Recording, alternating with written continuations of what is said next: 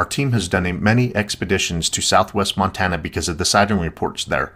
What initially sparked my interest personally in that part of Montana, near the Idaho border, was the famous deadly bomb and Bigfoot encounter Teddy Roosevelt writes about. It took a couple of years of research and visits out there scouting around to find the actual location he wrote about.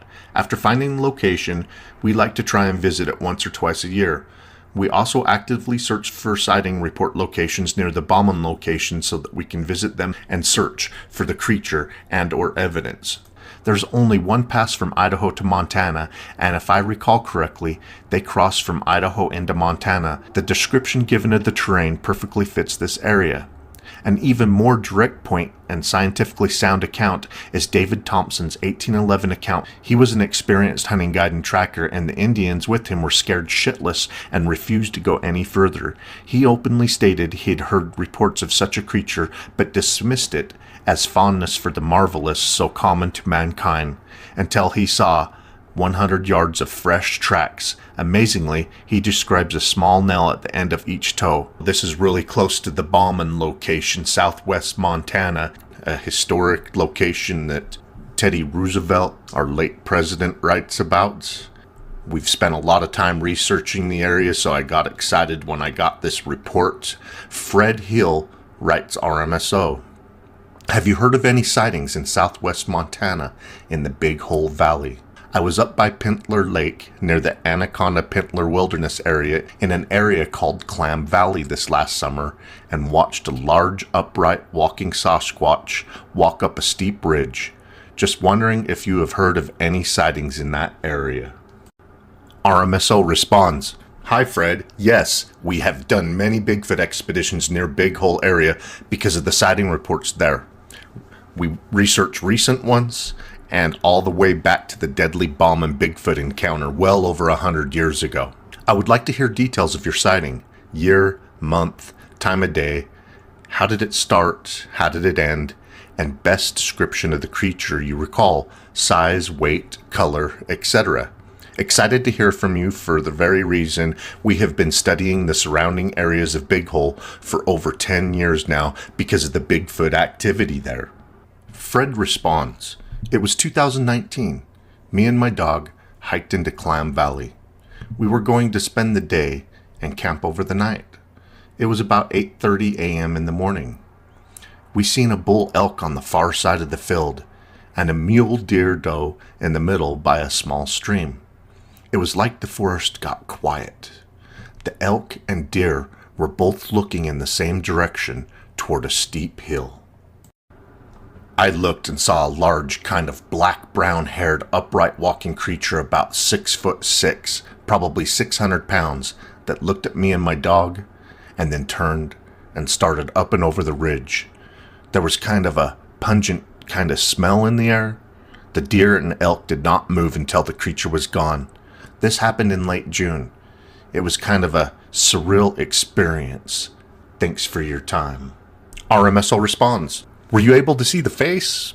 Was it human-like or more like another type of primate? Fred responds, Sort of in between a human and a primate. RMSO responds, Thank you, Fred. Dr. Mike Johnson documented Bigfoot tracks in southwest Montana just 5 months after your encounter. It appears to be a very active area, and our organization will keep up the search for this creature in those locations. We Bigfoot expedition to this part of Montana once or twice a year. We were just there this season, and we measured and documented a footprint that was right around 17 inches long with about an 8-inch toe splay near a structure.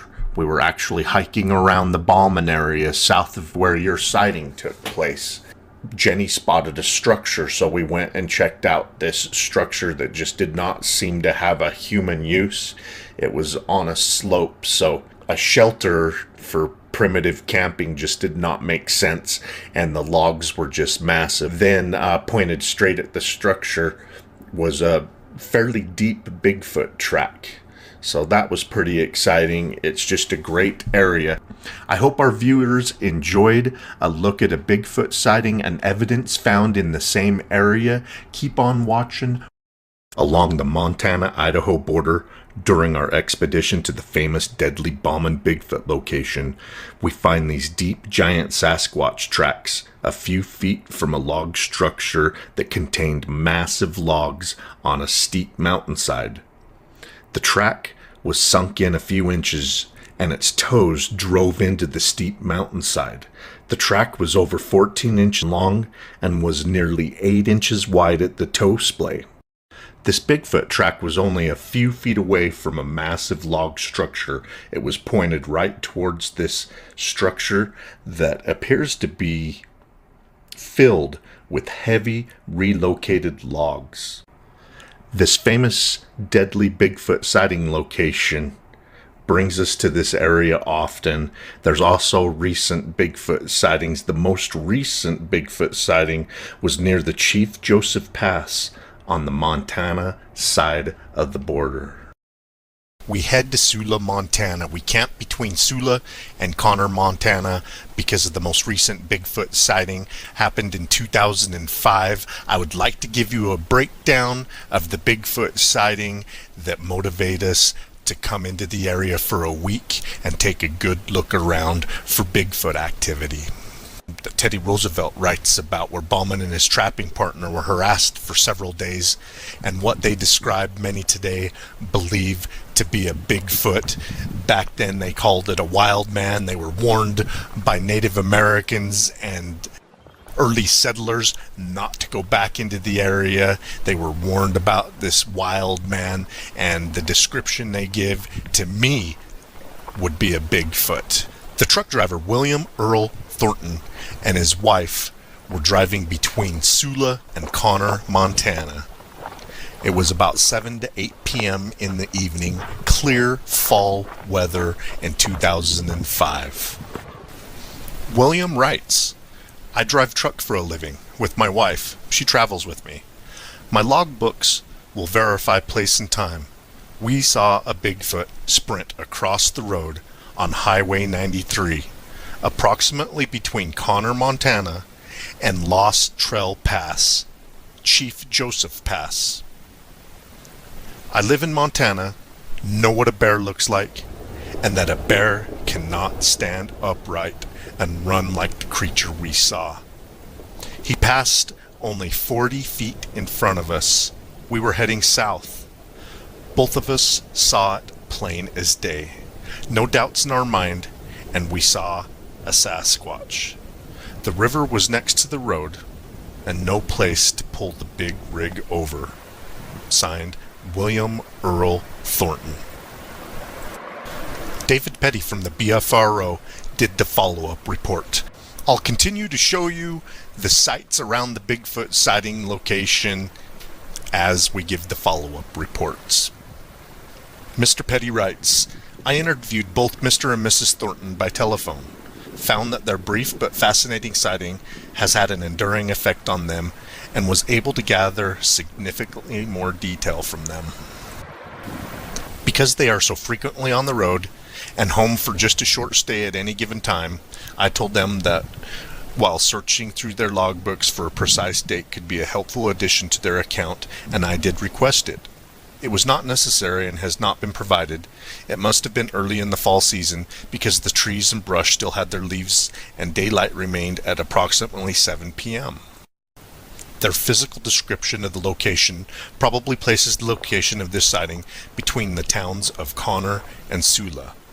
Mr. Thornton saw the figure immediately, 5 to 7 feet off the roadside to the left east, as it came off the mountainside slope and out of the tree brush cover at what he described as a full sprint, and added that a human could not run that fast. He also mentioned a very large swinging motion to its long arms, which were bent at the elbow. Because of the creature's speed, the hair was sticking straight out, flowing behind it, and noticeably from head to heels, but most prominently from behind its arms and elbows, and appeared to be 8 or 9 inches in length in places. The hair color was a uniform reddish brown or mahogany. He also described the figure as obviously much taller than a person, twice the mass of a football player, and probably about 9 feet tall. It was so heavily muscled that it was as if it had no neck, with shoulders going right to the head. It also had somewhat of a conical head profile, almost like that of a gorilla. He could not tell with any certainty if it was male or female, but because no breasts were apparent, it appeared to be so very well built, thought it was probably a male. One other thing observed and described by Mr. Thornton stands out in particular and struck him as unusual, even in light of the sighting itself. He happened to notice a peculiarity that he referred to as foot rolling. He described the feet landing at the hill and then rolling forward smoothly, like a ball to the toes or front of the feet. It appeared as if the entire foot was flexible and clearly different from a human foot structure and action. The figure crossed the road in just 3 or 4 steps and never turned to look at them. They lost sight of it immediately after it crossed to the right, off the road, and dropped down several feet into the brush alongside the Bitterroot River. The duration of the sighting was no more than just several seconds.